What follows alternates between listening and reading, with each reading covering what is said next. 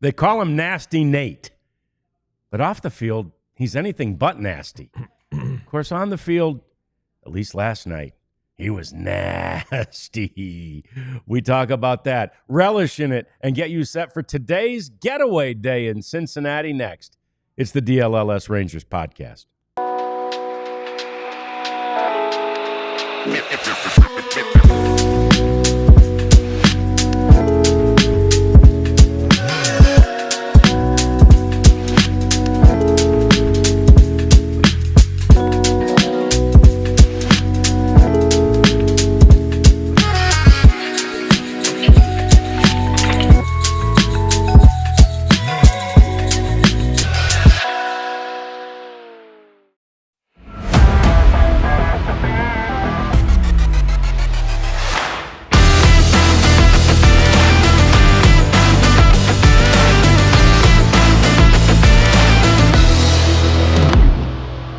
Oh, we said it the other day. The first goal of any good season is to win series.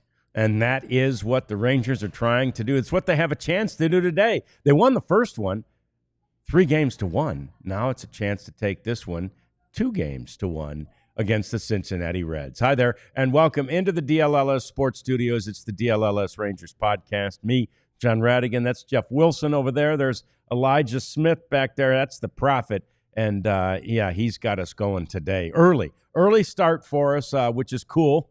Morning baseball for everybody here in the DFW, and they get to spend their lunch hour, Jeff, at least the beginning of it right now, celebrating, really, what Nathan Eovaldi did last night. Yeah, you don't see that a lot these days. You don't see, especially this early in the season, you don't see guys going 9 innings, but complete games and shutouts. It's just not the magical formula these days in baseball. No. I'm sure the Rays would have pulled him out after 6 probably, but this is kind of where the old school side of Bruce Bochy and Mike Maddox comes into play. They look at the game, they can see that nobody's doing any damage against Nathan Eovaldi. He's in control. He's having easy innings.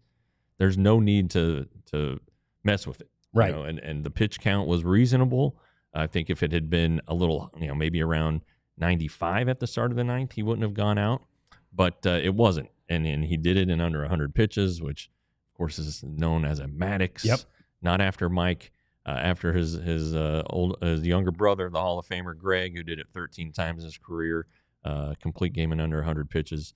So, you can just talk about all the benefits that it had for the rest of the team. The bullpen didn't have to pitch. A couple guys warmed up, but the bullpen that was so beleaguered and tired after 5 games of a pretty heavy workload to start the season, being honest, without an off day. So Nate took care of that. Yeah. They have an off day tomorrow, so they can just empty the bullpen if they want. They can go Tampa Bay Rays. They can limit Jack Leiter to 2 times through the batting order and just start mixing things up if they wanted to do it. So there's just so many advantages, and it gives the offense a chance to, again, be grateful that that they won a game without the offense doing any real heavy lifting. And maybe today's the day, but that offense needs to start clicking. It does, and we'll get to that. We'll also get to more about Jack Leiter momentarily. I love my buddy Bill Jones had a tweet last night. He said it's the best early season performance by a Rangers pitcher since Fergie Jenkins shut out the world champion A's in his first start as a Ranger, 2-0 in April, his first or second start of the year. I think it was April 14th or 16th that year in 73, I believe he said it was, or 74, one of the two. Anyway, and then, by the way, Fergie had a complete game shutout too. Fergie went on to have 20 more complete games. 29 more, I'm sorry. Yeah, he had 29 for the season. More for the season. Just a different era. Yeah, that was unbelievable. Yeah. That said, I'm not positive, and this was big, right? The Rangers, after losing, 14-3 and had that fairly long losing streak in Cincinnati, and, they really needed it. I'm not sure, though, this is Nathan Eovaldi's biggest complete game shutout as a Ranger. I think the most important one may have come April 29th of 2023. the same day that we all learned that Jacob deGrom was going to have to go on the injured list and that he was going to have Tommy John surgery. An emotional day for everybody. Jacob deGrom foremost among them, and the team needed a lift that day. Yeah. They were playing the Yankees, no less. Right. And that was the only other complete game shutout, I think, that Eovaldi's had for the Rangers. I think in his career. Maybe. I might be wrong about that. But so DeGrom got hurt and left the start on the 28th. They didn't find out about the Tommy John till a little later. But they tried to. But they knew he was going on. They knew it was the elbow, and it's like, golly, we just spent so much money on this guy. But yeah, the team needed a lift. You're facing the Yankees. They're the Yankees, and everybody knows what comes with that. And so here comes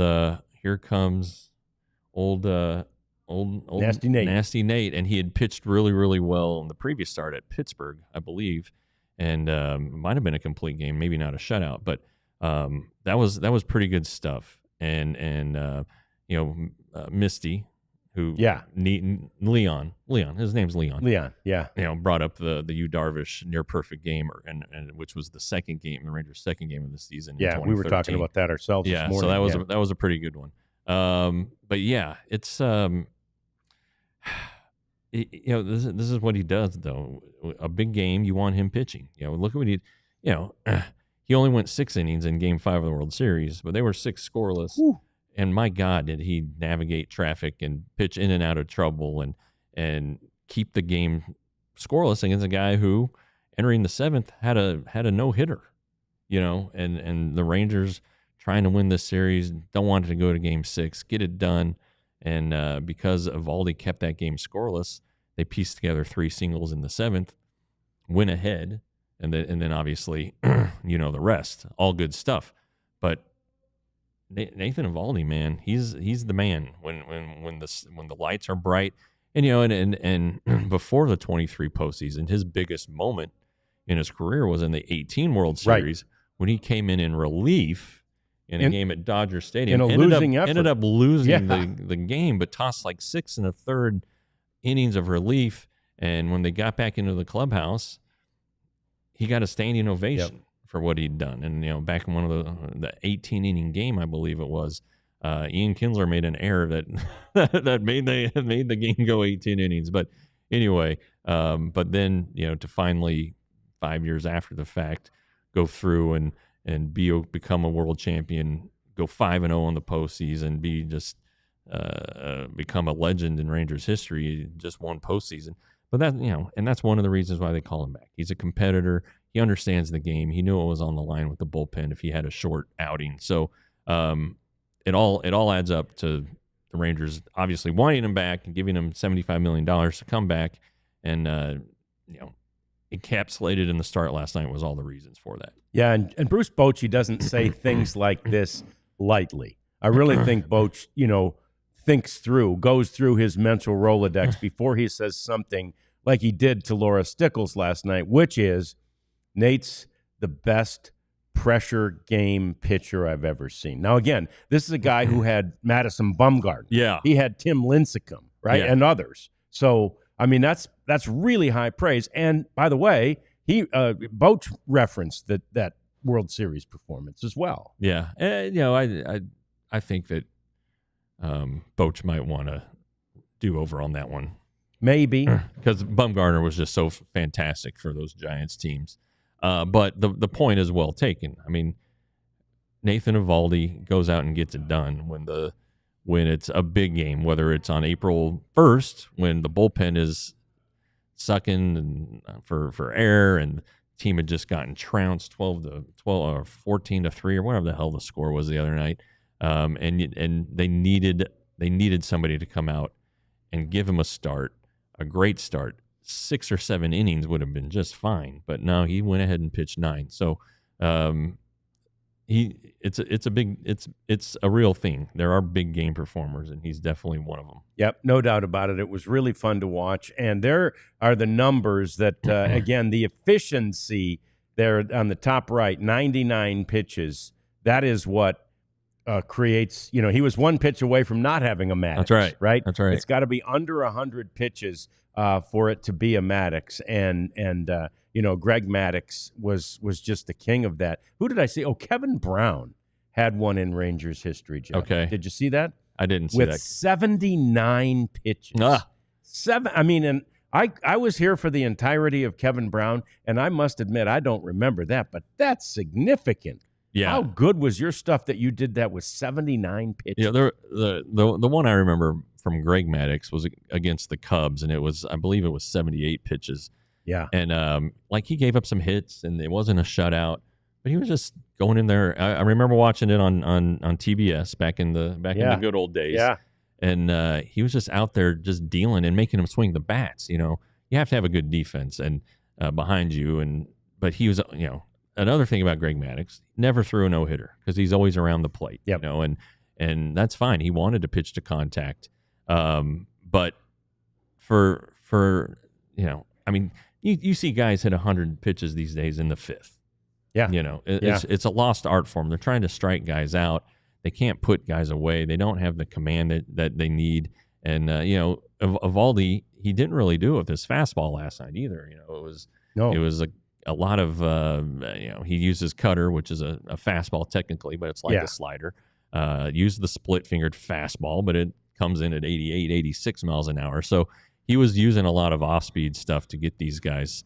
It was just, these guys that are great, they have all these weapons. Kyle Higashioka the other day said that all four of Jacob deGrom's pitches could be a weapon, including a curveball he's barely used. Yeah. That tells you how good they are, and they'll find one or two, and they'll make them work. Yeah, and only 20 fastballs out of those 99 pitches. And again, he noticed early that the velocity was down a tick, but I don't know that that's necessarily why he didn't go with it. The other thing that was really special about, and it was like a clinic from Nathan Eovaldi on, normally you say first pitch strikes. He only had 15 first pitch strikes, but what he was doing with that first pitch, because his command was so good, that first pitch, he was making guys uncomfortable. Elly De La Cruz foremost among them. Mm-hmm. He threw a first pitch ball to De La Cruz every time, always inside, always to get him off the plate.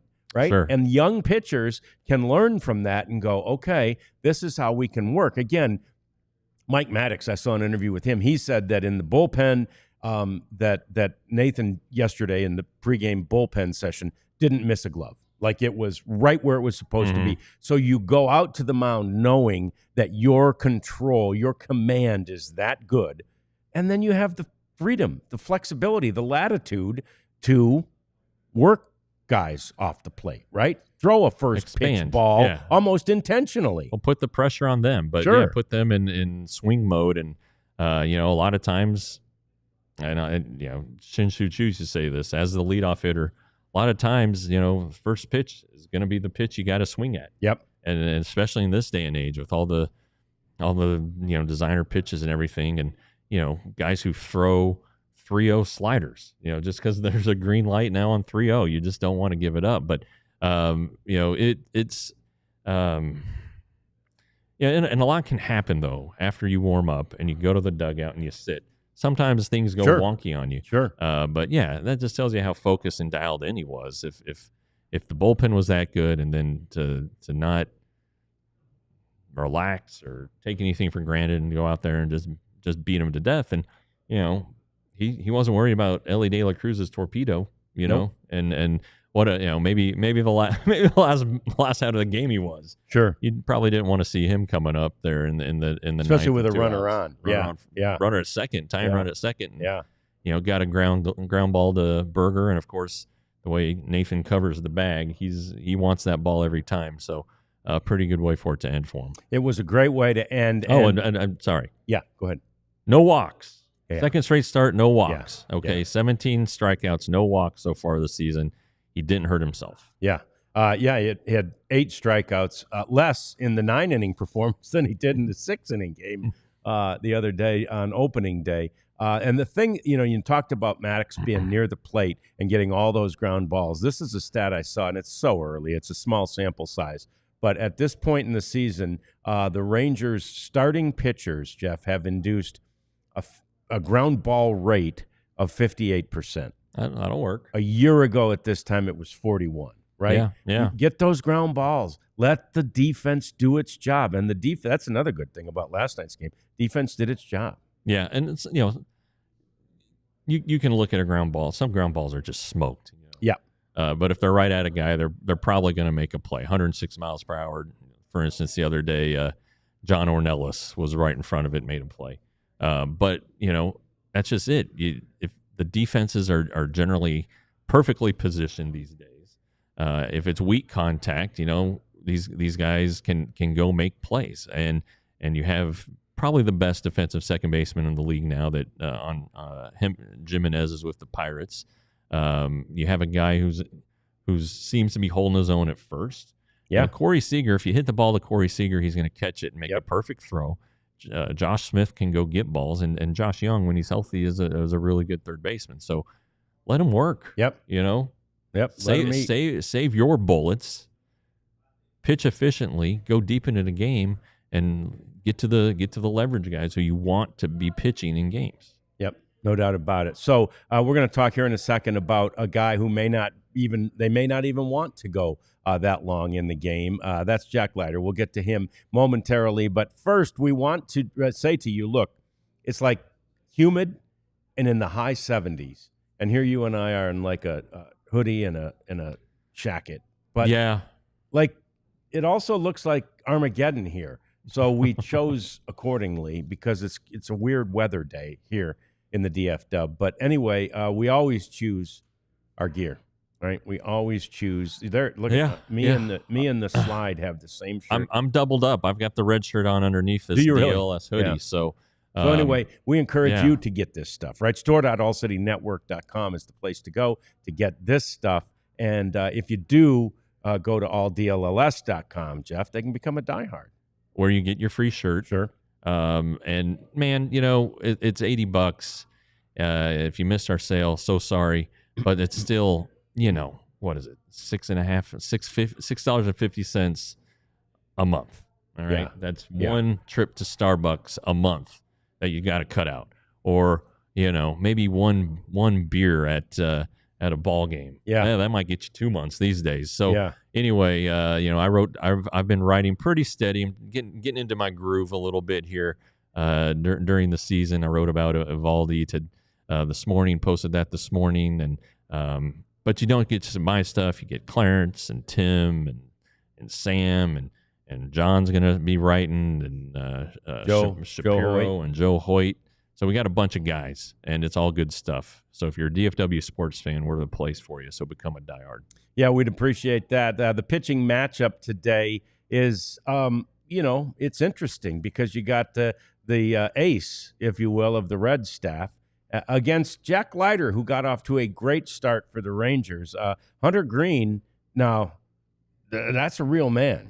I think he averaged last year like 99 plus, just under 100 on his fastball. Yeah, he brings it. The Rangers faced him in a spring training game, and it wasn't their A lineup because the A team doesn't travel even to Goodyear, which is 15 minutes away from Surprise. Down the road. But he's a heck of a pitcher. He could be what Kumar Rocker becomes. Mm-hmm. Imposing 6'5", 250 pounds, throws harder than Kumar. But Jack can match his velocity. Bunch of pitches. Hunter throws I believe a curveball for his primary secondary pitch. So yeah, the Rangers are gonna have their hands full for sure. But this lineup needs to break through, and maybe they do it and when you least expect it. Right. And if Green is around the plate with his heater, see if those additions, Jake Berger and Jock Peterson, the fastball hitters, can maybe get something sparked up. But it starts at the top of the lineup for the Rangers, and Simeon and Seager just aren't doing it. Seager's off today. Yep. I think the Rangers are still trying to manage that calf a little bit. So see what happens, but it would be nice for them to score some runs, even though they are kind of up against it here with Hunter Green on the mound. Yeah, and so let's take a look at the lineup for today's game just to get a sense of what they've done in the absence of Corey Seager. You see Wyatt Langford up there in the 2 spot, and then Jock Peterson, 3 Adolis, who's really looked good all season long, and it goes all the way down. You see there, Josh Smith in this case will be in at shortstop, and Zeke, he of the 0.00 ERA, that's right, will be over there. Secret weapon over there. He'll be two-way over player there at third base, making all the throws from third, no doubt about it. So, that's what Bruce Bochy has gone with today. And again, I think you're right, Jeff. And it's not cold; it's like 60-something in Cincinnati, but it's kind of nasty there. It's going to rain later in the day. It looks like it'll come in. The rainstorm will come in later than the game, which is nice. But you might as well give Seager an opportunity to rest when he can, to make sure that calf is fully healthy as they they begin a really tough. I mean, this kind of is the beginning of a tough stretch with a road series, and then 3 at home, which is like a road series, and then a weird road trip, which has them going to Chicago and then out to Seattle. So kind of a weird stretch. And then they come home for the Dodgers and the Angels, and then the Dodgers. Yeah, Angels, who by the way are in first place in the American That's right, League baby. West. Wash has got them cooking. Yeah, how about that? Wash told us.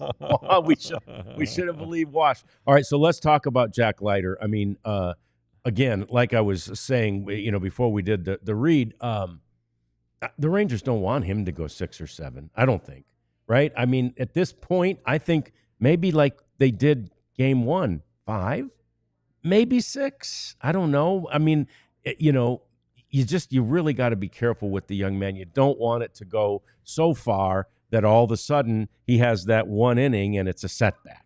Yeah, but at some point you got to rip the Band-Aid off. You do. But I just think that today's not the time to do it. Right. If the bullpen is fully rested, and with tomorrow being an off day, like I said right off the top, Rangers really are in a great situation here to just go with their best and not expose Jack a third time through the lineup or not. But hey, maybe he goes out there and just absolutely dazzles. His fastball command was really good in the opener. He has enough off-speed pitches to keep him hitters off balance, but he didn't land as many. I think the changeup wasn't that great of a pitch for him, but he has the slider. He has a curveball. He has a sinker too, which he's trying to throw to right-handed hitters. So if he can, kind of. It's always big the first inning for him. It seems like if he can get through it without any damage, get a little momentum going, some feel good, and maybe even go to the mound with a lead. If this offense can put something together. So just looking at the recent evidence, spring training and his first start of the year, should feel good about it. Yeah, the recent track record. If you look at the overall thing, well, all right. Yep. Kind of hold your breath. But again, if you're asking what have you done for me lately? Yeah. Well, okay. Done a lot lately.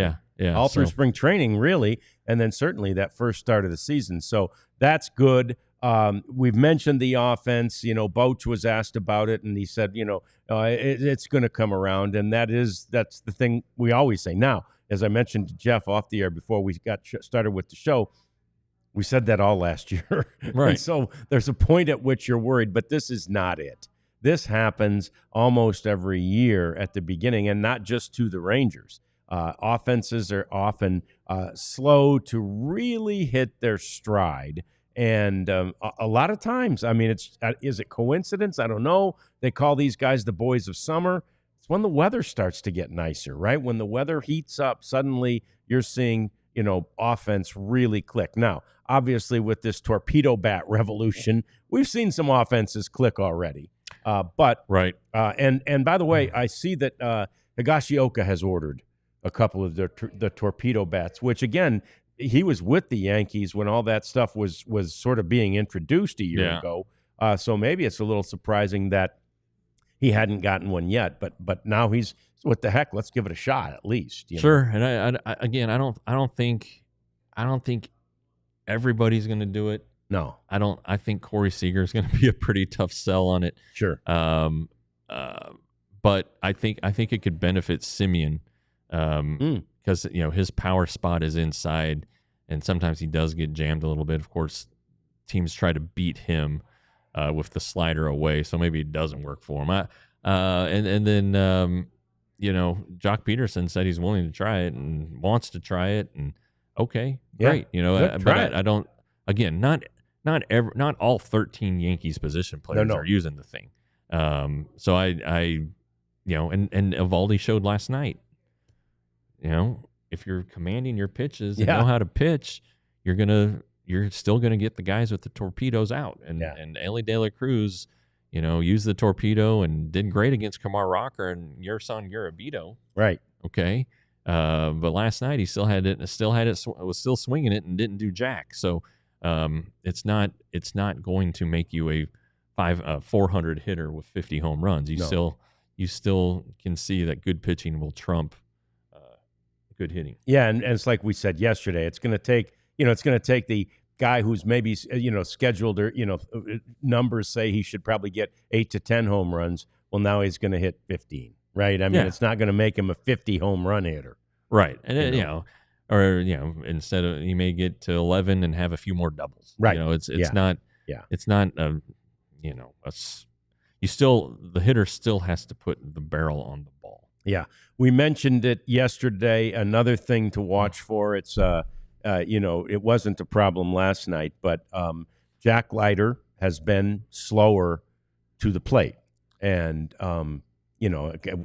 it's been a concern. 10 for their first 10 were guys who were trying to steal against the Rangers. And again, as we said, I think it was yesterday, this ain't on the catchers. It's on the pitchers. They're not getting to the plate fast enough. Yeah, and that's there are times when it's okay. Like if a guy is ahead of the count and you want him to make his pitch and it's a high leg kick and he's slow to the plate, okay, that's fine. Make the pitch, but it is an issue early in counts, and a lot of these base runners have been running first or second pitch, and so that tells you right there that you might want to slide step, maybe pick quick, try to get them a little bit closer. I don't know, but it is something that needs to be worked on, and it's DeGrom, it's Leiter, it's especially Rocker. Malley didn't have enough time to do it. Chris Martin, the reliever, again, these guys who throw with power, generate their power with the high leg kick and trying to load up in their back leg as much as possible. That doesn't mean Leiter's ineffective with his slide step, not at all, but it just needs to be used, especially when Elly De La Cruz is on base. They're guys at the top of the lineup.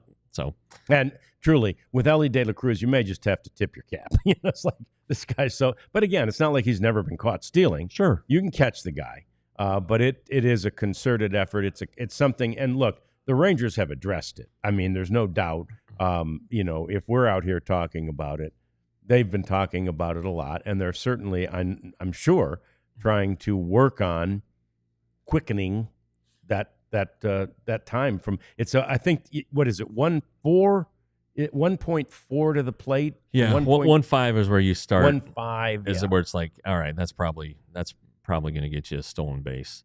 And Leon did mention Greg Maddux. Greg Maddux was terrible at holding runners. There's no doubt about it. But I guarantee you that Mike would like to see his pitchers hold runners on a little bit better. I mean, after that Rocker start against the Rockies, Bruce Bochy talked about it. The next day, completely unprompted, when asked for an evaluation of Kumar Rocker, Nathan Eovaldi brought it up. All right, it's an issue, and I know I saw a couple people that night against the Rockies in my Twitter notifications say, "What, are you worried about the stolen bases? You got to be kidding me!" It's like, no, these guys are worried about the stolen bases. Yeah. They worry about everything, but hopefully they don't have anything to worry about with Jack Leiter today. If he can pick up where he left off in Game 1 against the Boston Red Sox, well, then the Rangers are going to have a pretty good chance to win their second straight series. They get an off day, I guess, finally. It's been 7 in a row. They get an off day tomorrow and then have a 3-game homestand against Tampa Bay. But first things first, it's the Rangers against the Reds. It's one last time this series, and we'll be back after the game with a complete post-game wrap-up. We'll call that one the DLLS Rangers podcast post-game edition. We'll see you then. We all silly like the mayor.